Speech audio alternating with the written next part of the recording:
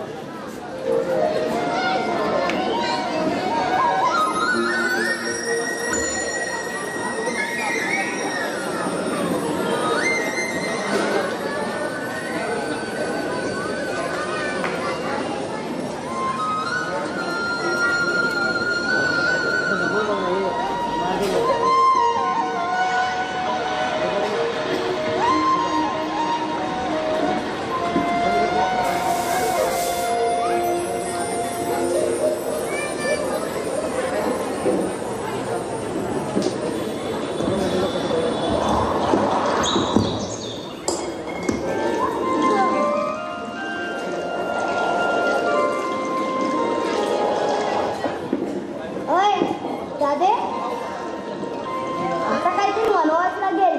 ही अशी ऐकणार नाही. हा असं.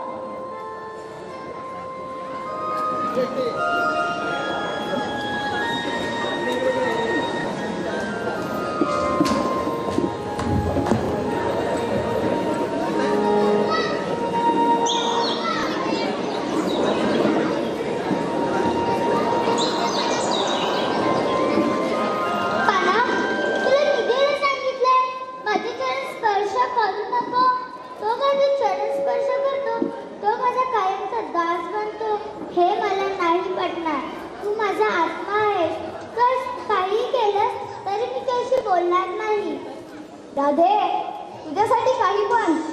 तू ज्या ज्यावेळी ह्या भूतलावर जन्म घेशील ना, मी त्या त्यावेळी तुझ्यासाठी करणार.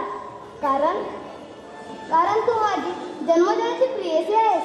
सायवान, मला तुझ्याशी बोलायचं नाही. कधी छेड काढायची, पण प्रेमाच्या गोष्टी करायच्या. आम्ही साऱ्या गावलाने यमुना स्नान करत असताना आमच्या वस्त्राला पोलीस. तुला काहीच नाही वाटले? किती निर्लज्ज आहेस रे तू काना. आम्ही साऱ्या गावलाने त्या पाण्यात राधे, क्रोधाच्या भरात शब्दांवर नियंत्रण असावं लागतं. कारण आता तुझ्या मुखातून आबरूचे ढिंडवणे निघाले असते. आणि जे काही झालं त्यातून तुम्हाला मला संदेश देण्याचा तू वेगळा होता. कसलाय तू? किती लाज वाटली माहिती असणार रे काना. जीव मुठी घेऊन मी बाहेर पडली. नशीब तू तिथे एकटाच होतास म्हणून. पण पाण्यात जाताना वस्त्र उतरवूनच गेलात ना, तेव्हा नाही लाज वाटते? ते कमी नव्हतं रे काना. असं? अगं राधे, तू वेडी आहेस. तूच तर म्हणतेस ना की तू या कणाकणात आहेस. हो काना. मग ऐक, तुम्हा साऱ्या गळूंची वस्त्रे लपवूनही काय माझी हौस नव्हती. या यमुनेतून विना वस्त्र मला स्वतः स्नान करत होतात. पण साक्षात सूर्यदेव, जलदेवता, विश्वदेवता, जलचर प्राणी, कीटकनाशक, पशुपक्षी तुम्हाला पाहून भिन झाले होते. म्हणून तुम्हाला शिक्षा व्हावी यासाठी तुमची वस्त्रे लपवली. असो, पण राधे, तुझ्या माहितीसाठी आणि जगाला ज्ञात असण्यासाठी सांगतो.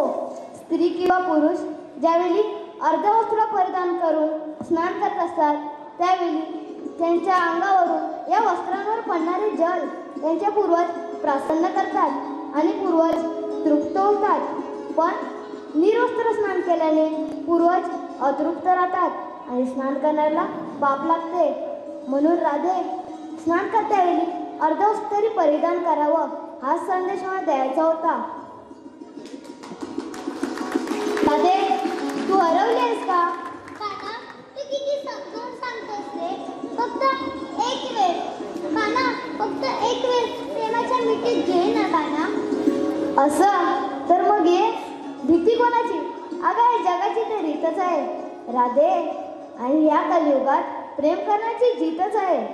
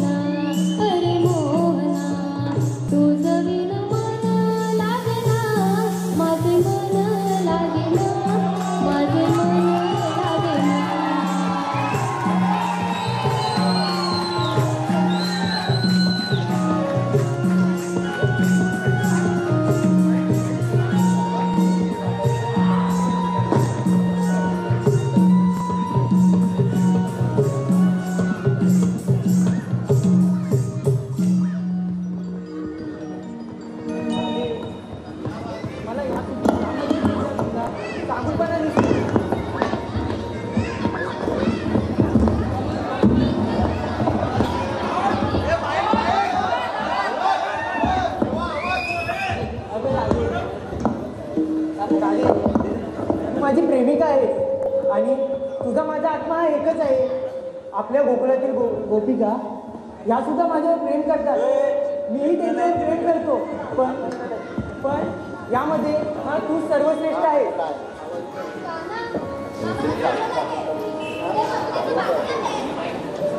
हो का? आता पाहतोच मी. राधे, आजची रात्र ही रात्र या विश्वातील मंत्रमग्न करणारी रात्र आहे. या रात्री मला तुम्हा सर्व गोपिकांसोबत रासक्रीडा खेळण्याचा मोह झालाय.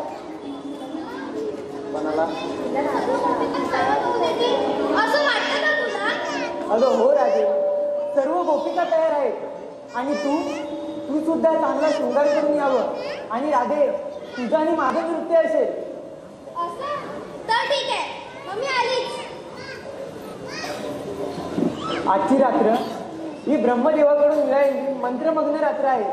ह्या रात्री मी ह्या राधेला आनंद देईन आणि हा आनंद घेता घेता राधा दमून जाईल आणि उद्या बाजाराला जाणार नाही. तरी सुद्धा ती बाजाराला गेली तर माझे सवंगडी आहेत त्यांचा रस्ता प्रतिबंध करायला. हॅलो,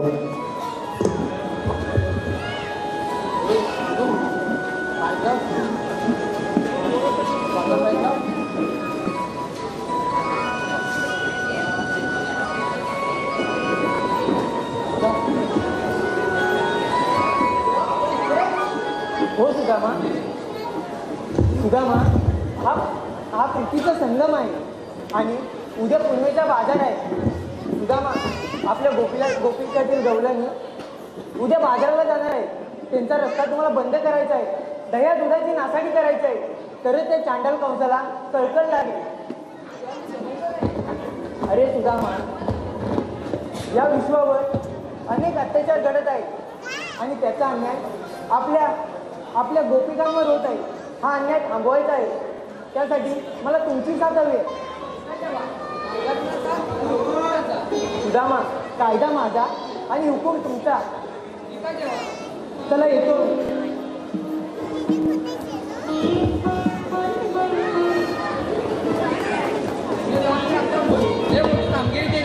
पण आपल्या जोडीत काय सवंगडी कुठे गेले पाहून येतो त्याला.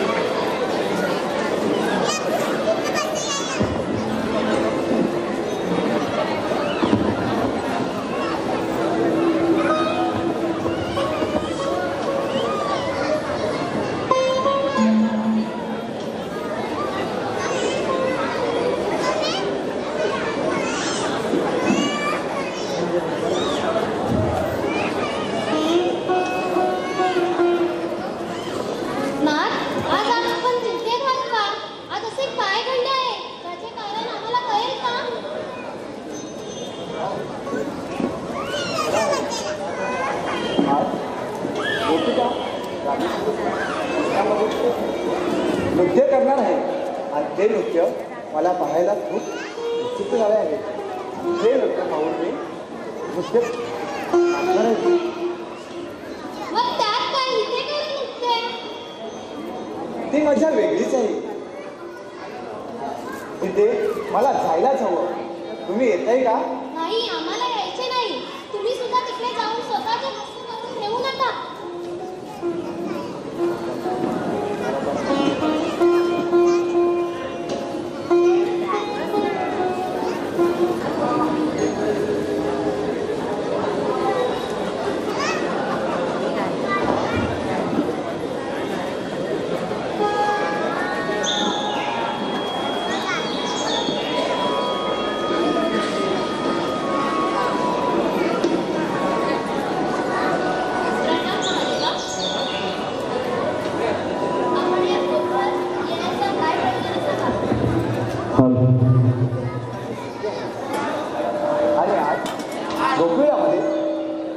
नृत्य आहे.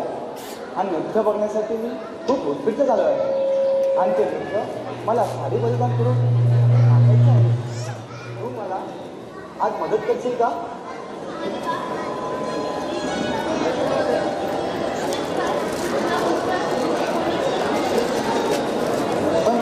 त्यासाठी मला मदत करशील का?